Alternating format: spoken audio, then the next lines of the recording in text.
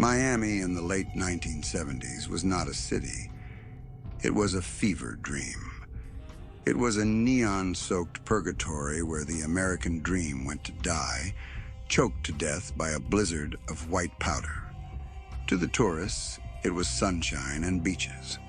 But to those in the know, to the people who operated in the shadows of the palm trees, Miami was a war zone. It was the era of the cocaine cowboys. The morgues were overflowing. The police were outgunned. Cash was weighed, not counted. And sitting atop a throne made of blood and bricks of pure Colombian cocaine was not a godfather, but a godmother. Her name was Griselda Blanco. They called her La Madrina, the Black Widow. To the public, she was a terrifying anomaly, a woman ruling a world dominated by ruthless men. But to her rivals, she was something far worse. She was a force of nature that could not be reasoned with, could not be intimidated, and absolutely could not be insulted. This is the story of the mistake that ended a life in the most gruesome way imaginable. This is the story of the man who thought Griselda Blanco was just a woman, and how she returned him to his family in 12 separate trash bags. To understand the sheer savagery of this event, you have to peel back the layers of Griselda Blanco's psyche. She wasn't manufactured in the boardrooms of a cartel. She was forged in the slums of Medellin.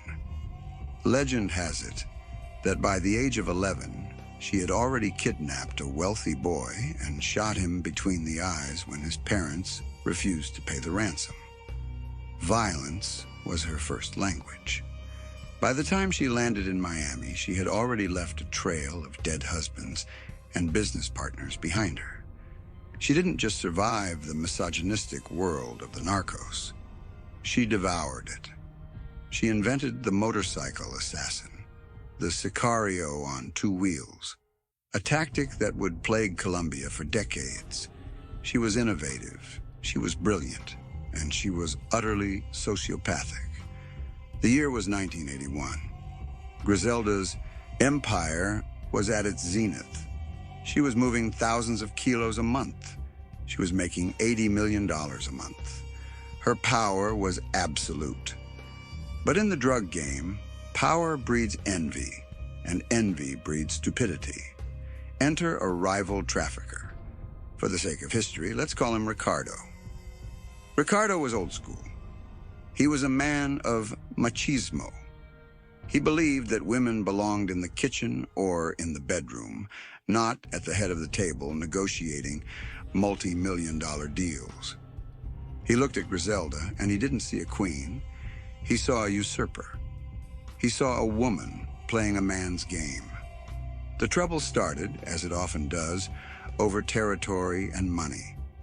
Ricardo had been encroaching on one of Griselda's distribution routes in South Miami. It was a subtle move at first, a few kilos here, a few customers there, a testing of the waters. Griselda, whose intelligence network was as vast as her paranoia, knew about it immediately. But Griselda was not a reactionary street thug. She was a general. She didn't strike at the first sign of disrespect. She waited to see how far the fool would go. She invited Ricardo to a meeting. It was to be held at a neutral location, a high-end nightclub in Coconut Grove, pulsing with disco music and thick with the smoke of expensive cigars. Ricardo arrived with his entourage, strutting like a peacock. He wore a white suit, gold chains, and a smile that reeked of arrogance. Griselda was there, waiting in a private booth. She was small, unassuming, sipping a drink, her eyes hidden behind dark glasses, even in the dim light. When Ricardo sat down, he didn't show fear. He didn't show respect. He made the fatal error of getting comfortable. The conversation started with business, routes, percentages, supply chains. But Ricardo, emboldened by his own ego and perhaps a few lines of his own product, decided to cross the line. He leaned across the table, the music thumping in the background, and looked Griselda in the eye.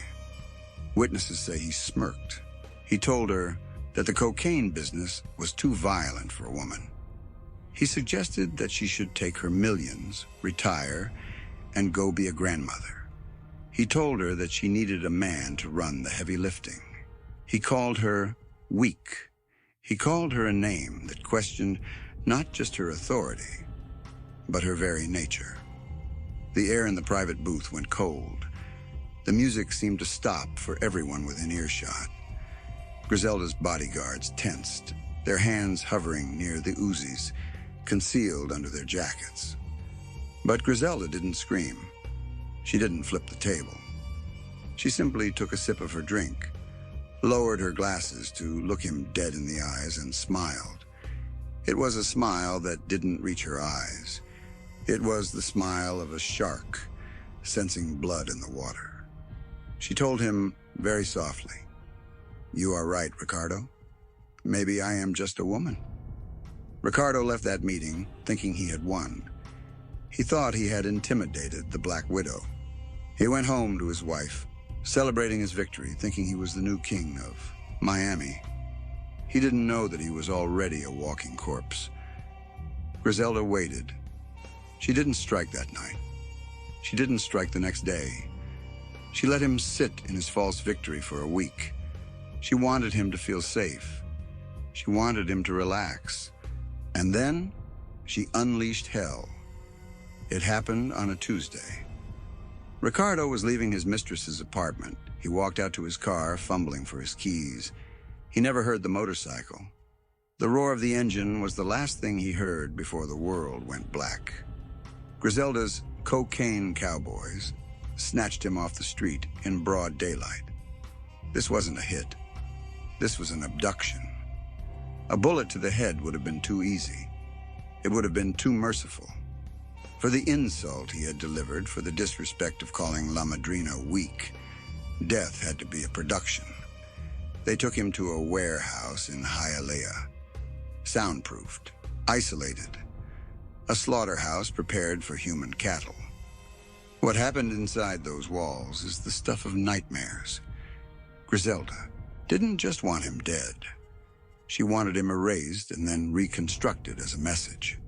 She wanted to prove that a woman could be more brutal, more savage, and more terrifying than any man who ever lived.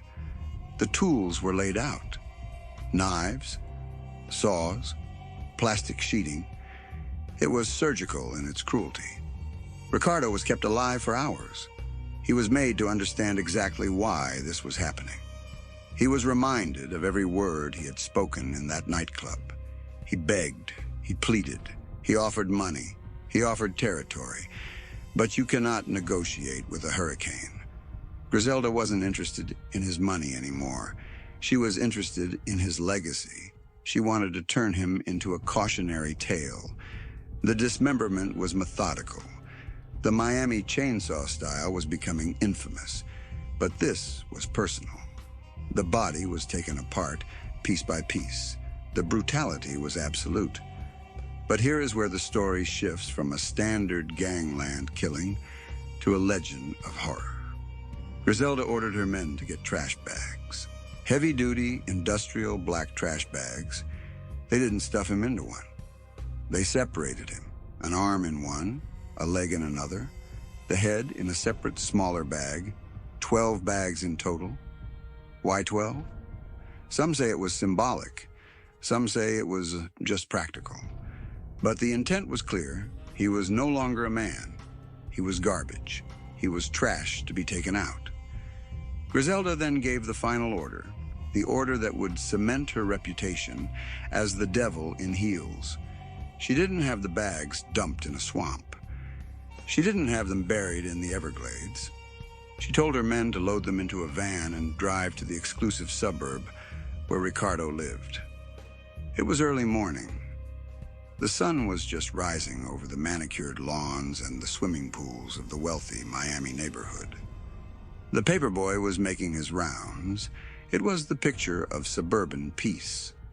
Ricardo's wife was at home, perhaps waiting for her husband to return from his business trip, Or perhaps she knew better than to ask where he had been. The van pulled up to the driveway. The men didn't rush. They weren't afraid of being seen. They unloaded the bags one by one, stacking them neatly on the front porch. A macabre pyramid of black plastic. They pinned a note to the bag that contained his head. The contents of the note have been debated by underworld historians for decades. Some say it read, "Here is the man of the house." Others say it simply said, "With love, La Madrina." But the message was clear without words. When Ricardo's wife opened the front door that morning, she didn't find the morning paper. She found her husband. All of him. Delivered like groceries. The scream that tore through that neighborhood was said to be heard for blocks. It was the sound of the drug war coming home.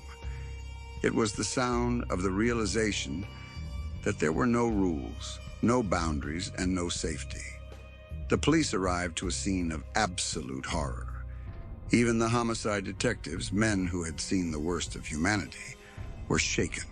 The precision of the cuts, the callousness of the delivery, the sheer audacity of leaving a pile of body parts on a front porch in a wealthy neighborhood. It was unprecedented. It wasn't just a murder. It was psychological terrorism. The news spread through the Miami underworld instantly. The man who had called Griselda Blanco weak had been returned to his wife in 12 separate bags. The effect was immediate. Rivals who had been eyeing Griselda's territory suddenly backed off. Debts that had been unpaid for months were settled in cash the next day.